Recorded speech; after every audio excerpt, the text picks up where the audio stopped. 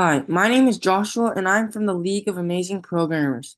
Today I'll be teaching you how to use queues in Java. So queues are like really similar to stacks, but the one difference they have is that queues are first in, first out, but stacks are first in, last out. So what this means, so you can kind of like think of a queue as like a line to like a roller coaster ride or something.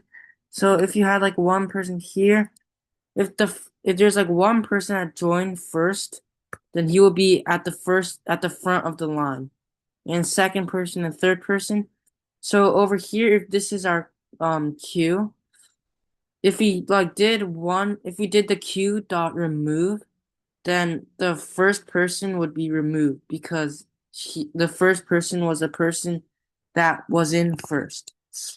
So to make a queue, what you have to do is you just have to type queue and then in brackets the data type, for example, string and queue. And this is the name for it, like queue equals new.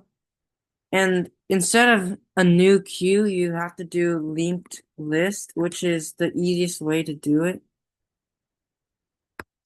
And now that we have our queue, what we can do, wait, first let me import java.util.this. So after we have our queue, what we can do is add people to it. So all you have to do is do queue.add, and inside you can have whatever you want to add. So I'll just do person one, person two, and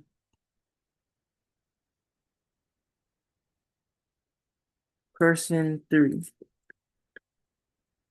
So now that we have our three people in the queue, if you wanted to print out our queue, all we have to do is system.out.print the queue. And we will see that this will output person one, person two, and then person three. So if you ran this, let's wait for it to run.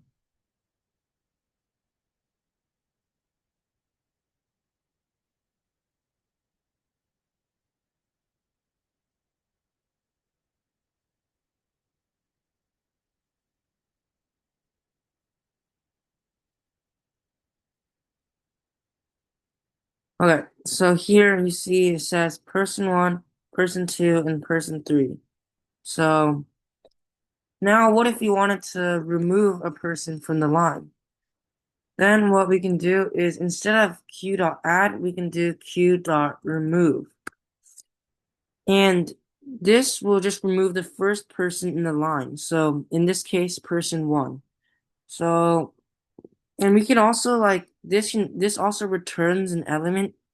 So we can do like last equals string first equals q.remove, and we can like print out the first, and this will give us person one because person one was the first thing added, and so it's the first thing that goes out. And it's taking a long time to run.